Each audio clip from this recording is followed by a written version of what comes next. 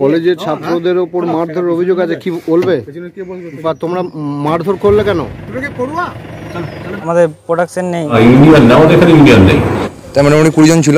এবিভিপির কিছু 2-3 জন যারা ছিটেফোঁটা পাবলিক আছে, এখানে কোনো সংসদ ইউনিয়ন নেই। স্ক্যানারটা গ্রুপের, সেই গ্রুপে কেউ জয়েন করবেন যারা পার্টি করতে চাস না। মানে একটা চেয়ার আছে, ওখানটাতে মারধর করেছে। দলের ইউনিট থাকা আমার মনে হয় এটা তাদের গণতান্ত্রিক অধিকার। না, আমরা কোনো রাজনৈতিক দলের সাথে যুক্ত না। আমাদের সেফটির দরকার, আমরা এখানে কলেজে পড়াশোনা করতে এসেছি। মেমারির কলেজে তৃণমূলীদের দাদাগিরি, মারধরের ঘটনায় আহত 2 পড়ুয়া, ঘটনায় গ্রেফতার 3। ধৃতরা মেমারি 1 ব্লক তৃণমূলের সভাপতি নিত্যানন্দ ব্যানার্জির ঘনিষ্ঠ বলে জানা গেছে সূত্র মারফত। জানা যায় ঘটনাটি ঘটে মেমারির পারিজাত নগর এলাকার গভর্নমেন্ট পলিটেকনিক কলেজের। কলেজ ক্যাম্পাসের ভেতরে ঢুকে ব্যাপকভাবে মারধর করে কলেজের ছাত্রদের। পলিটেকনিক কলেজে বহিরাগতদের নিয়ে হামলা চালানো ও কলেজ ক্যাম্পাসে কলেজের ছাত্রদের মারধরের অভিযোগ ওঠে। অভিযোগে তীর তৃণমূল ছাত্র পরিষদের দিকে। অভিযোগের পরিপ্রেক্ষিতে 2 জন তৃণমূল ছাত্র পরিষদ কর্মী ও একজন বহিরাগত তৃণমূল যুব নেতাকে গ্রেফতার করে মেমারি থানার পুলিশ বলে জানা গেছে। সূত্র মারফত জানা গেছে ধৃতরা সকলেই মেমারি 1 নম্বর ব্লকের তৃণমূল কংগ্রেসের সভাপতি নিত্যানন্দ ব্যানার্জির ঘনিষ্ঠ বলে জানা যায়। পুলিশ সূত্রে জানা গেছে ধৃতরা হল অতনু বাইন, সরঞ্জিত মণ্ডল ও জয় ভান্ডারী। ধৃতদের বৃহস্পতিবার সুনির্দিষ্ট ধারায় মামলা রুজু করে বর্ধমান আদালতে পেশ করে মেমারি থানার পুলিশ।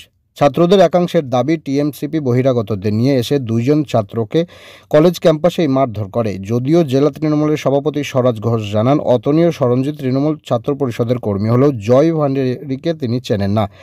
এমন মারামারির ঘটনাকে কেন্দ্র করে ব্যাপক চাঞ্চল্য ছড়িয়েছে এলাকা জুড়ে। না, অতনু আগের বছর অ্যাডমিশন নিয়েছিল, আর জয় এই কলেজের নয়, টোটালি নয়। ওরা 2 জন অ্যাডমিশন নিয়েছিল, জয় বাদ দিয়ে। জয় বাইরের ছিল পুরোপুরিভাবে, আর 2 জনে ফেল করেছে আগের বছর। এবারে ডকুমেন্টস জমা দিয়েছে, ওখানে পুরোপুরিভাবে অ্যাডমিশন পায়নি। হ্যাঁ, ওরা তো এসেছিল, প্রিন্সিপাল রুমে ঢুকে আমাদেরকে থ্রেট দিয়েছে প্রিন্সিপালের সামনে। প্রিন্সিপালকে বলেছে এরাকে ভালো করে রাখুন, গেটের বাইরে গেলেই মার খাবে। আমরা কলেজ থেকে বার না হতে হতে ওরা আমরাকে তাড়া করেছে কলেজ ক্যাম্পাসের ভিতরে, মারধর করেছে। ওখানে একটা চেয়ার আছে, ওখানটাতে মারধর করেছে। আমাদের 2টো বন্ধু মার খেয়েছে। না, আমরা কোনো রাজনৈতিক দলের সাথে যুক্ত না। ক্যাম্পাসের ভিতরে মারধর করেছে, এটাই বলতে চাই আমরা তো সুরক্ষা, আমাদের প্রোডাকশন নেই, আমরা এখানে মেসে থাকি, আরও পরবর্তীকালে অনেক কিছু হতে পারে। আমরা তো এইটাই বলে রয়েছে প্রিন্সিপালকে আমাদের প্রোডাকশনের জন্য কিছু করেন। এখানে কোনো সংসদ ইউনিট আছে, একটা ইউনিয়ন আছে। ওরা বলে ইউনিয়ন আছে, আর কলেজ থেকে শুনেছি আমরা ইউনিট আছে।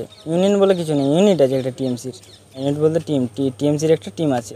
ওরা বলছে আমাদের ইউনিয়ন আছে, হ্যাঁ সংসদ আছে, প্রিন্সিপাল পারমিশন দিয়েছে, আর আমরা কিছু প্রুফ দিতে পারছি না প্রিন্সিপাল সই করেছে কি না, এটা আমাদের কাছে প্রুফ নেই।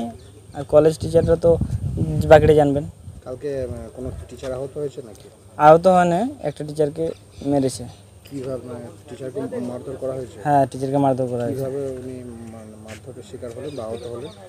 আহত হলেন, ও আমরাকে ছেলেগুলোকে মারছিল, তো তাহলে ছাড়াতে গেছিলো, দিয়ে তারপর ওকে স্যারকে মেরেছে। কারা মারলো? ইউনিয়নের ছেলেগুলো, টিএমসিপি এর ছেলেগুলো যারা, হ্যাঁ ওরা ছিল। কারা ছিল? অতনু ছিল, আর ওই আপনি যে জয় ছিল, আর আপনি যার নাম করলেন ও ছিল সরঞ্জিত। হ্যাঁ, আরও অনেক ছেলে ছিল ওর সাথে। সমস্যাটা হয়েছে যে আমাদের একটা কলেজের অফিসিয়াল একটা গ্রুপ ছিল, যেখানে কোনো ইউনিয়নের ছেলে ছিল না বা কোনো ছিল না, সব সিম্পল নর্মাল স্টুডেন্ট যারা পড়াশোনা করে তারাই ছিল। তো ওই গ্রুপে বলেছি যে কমন রুমের সামনে কি যেই নোটিশ বোর্ডে যেই ইয়েটা লাগানো আছে স্ক্যানারটা গ্রুপের, সেই গ্রুপে কেউ জয়েন করবেন যারা পার্টি করতে চাস না। ঠিক আছে, এটাই আমি বলেছি, এটা আমার দোষ। আমি প্রথমে ওই অতনু গয়েন বলে একটা ছেলের নাম, আর তার বন্ধু জয়, আর অনেকজন ছিল। আমি তো এখানকার লোকাল ছেলে না, আমি বাইরে থেকে পড়তে এসেছি। কতজন ছিল তো মোটামুটি? তার মোটামুটি 20 জন ছিল। তারা কি করে? তারা পার্টি করে, তারা পার্টি ইউনিয়নের ছেলে। কোন দল? টিএমসি। কার নেতৃত্বে করে ওরা? এগুলো তো আমার জানা নেই, কারণ কি আমি তো এখন পড়াশোনা করতেছি। কারণ হামলা করলো, মারলো, আমাকে মেরেছে, আমার নাকে মেরেছে শরণ, আর আমার বন্ধুকে মেরেছে, মেরে মাথা ফাটিয়ে দিয়েছে। কিসে করে মারলো? বাসে একজনকে বাসে করে মেরেছে, ইট দিয়ে মাথা ফাটিয়ে দিয়েছে, আর আমাকে পাঁচি মেরেছে। কার নেতৃত্বে হলেন? কার নেতৃত্বে বলতে আমরা তো জানি না এসব। মানে যে কজন ছিল সবাই তৃণমূল করে? সব তৃণমূল করে। এই যে বহিরাগতরা এসে কলেজের ভেতরে এরকমভাবে যে বহিরাগতদের তাণ্ডব বা দাদাগিরি, কী বলবেন এটা? আমরা চাইছি যে কলেজে ইউনিয়ন হোক বা যাই হোক, সিনিয়রদেরকে একটা রেসপেক্ট দেওয়া দরকার, আমাদের সেফটির দরকার। আমরা এখানে কলেজে পড়াশোনা করতে এসেছি না, আমরা ইউনিয়ন করতে এসেছি। আর এটা জেনারেল কলেজ না, এটা একটা পলিটেকনিক কলেজ। তো এখানে ইউনিয়নের ইউনিটি কেন থাকবে? ইউনিয়ন না, আমাদের এখানে ইউনিয়ন নেই। এটা নিয়ে আমার কাছে এত ডিটেল রিপোর্ট আমার কাছে নেই। আমি যেটুকু জানি যে ফার্স্ট ইয়ার এবং থার্ড ইয়ারের দুটো গ্রুপের মধ্যে তাদের বোঝাপড়ার অভাব, কমন রুমে ঢোকার জন্য ফার্স্ট ইয়ার যেহেতু র্যাগিংয়ের ভয়ে ফার্স্ট ইয়ারকে থার্ড ইয়ারের সাথে দেওয়া হয়। মেমারি যে পলিটেকনিক কলেজ, এই পলিটেকনিক কলেজে যেটা অভিযোগ যে টিএমসিপি রীতিমতো দাদাগিরি করেছে এবং বহিরাগতদের নিয়ে গিয়ে কলেজের অভ্যন্তরে কলেজ ছাত্রদের মারধর করেছে। দেখুন, যে ঘটনাটা ঘটেছে বলে আপনারা দাবি করছেন, আমি সেখানে খবর নিয়ে জানি যে বিগত কয়েকদিন ধরে ওই কলেজে আমাদের 2024 সালে ইউনিট হয় এবং সেই ইউনিটে যারা স্টুডেন্ট এখনো তারা রানিং স্টুডেন্ট। বিশেষত যে ব্যাপারটা ঘটেছে, আমাদের 28শে আগস্টের আপনারা জানেন পূর্ব বর্ধমান জেলা থেকে বিপুল সংখ্যক লোকজন উপস্থিত হয়, ছাত্রছাত্রী। তো সেই ফ্ল্যাগ ফেস্টুন, ব্যানার এবং কিছু ফ্ল্যাগ সেই এবিভিপির কিছু 2-3 জন যারা ছিটে ফোটা পাবলিক আছে, যারা তারা ওইগুলোকে ছিঁড়ে ফেলে 2 দিন ধরে দুটো পোস্টার ছেড়ে আর পতাকাগুলো ছিঁড়ে ফেলে দেয়। সেই নিয়ে সাধারণ ছাত্রছাত্রীরা তাদের স্বতঃস্ফূর্তভাবে প্রতিবাদ জানায়। পরবর্তীকালে যে প্রতিবাদ জানানো হয়, প্রিন্সিপালকে বারংবার জানানো হয় যে এই বিষয় নিয়ে তাকে চিঠি লিখেও জানানো হয়, কিন্তু তার প্রিন্সিপালের পক্ষ থেকে কোনোরকম কোনো অ্যাকশন নেওয়া হয়নি। আমার মনে হয় প্রত্যেকটি কলেজে গণতান্ত্রিক পদ্ধতিতে প্রত্যেকটি দলের ইউনিট থাকা, আমার মনে হয় এটা তাদের গণতান্ত্রিক অধিকার। তো সেখানে কিছু বহিরাগত যারা অন্য দলে রাজনৈতিক মতাদর্শে বিশ্বাসী, যে কোনো দল সেখানে তাদের ইউনিট আছে সক্রিয়, যেখানে এবিপির কোনো সঠিক ইউনিট নেই, 2-3টে তার বেশি কোনো 4টে ছেলে স্টুডেন্ট নিয়ে ইউনিট করতে পারছে না। তো সেই পেটে রাতের অন্ধকারে ফ্ল্যাগ পোস্টার ছিঁড়ে দিনের বেলায় সেগুলোকে ফেলে দিয়ে এইভাবে তো রাজনীতি হয় না। এই বিষয়টা ঘটে, আর এটা নিয়ে কোনো দলীয় কোনো ঝামেলা নয়।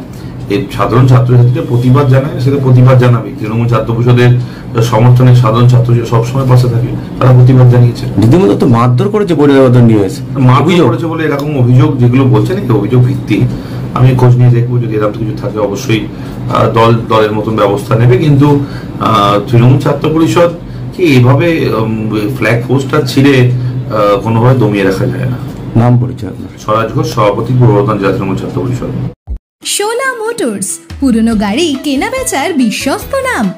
আপনার কি পুরনো গাড়ি বিক্রি করার চিন্তা হচ্ছে, অথবা কম দামে ভালো কন্ডিশনের গাড়ি কেনার ইচ্ছে আছে? চিন্তা নেই, শোলা মোটরস এখন আপনার সেরা ভরসা।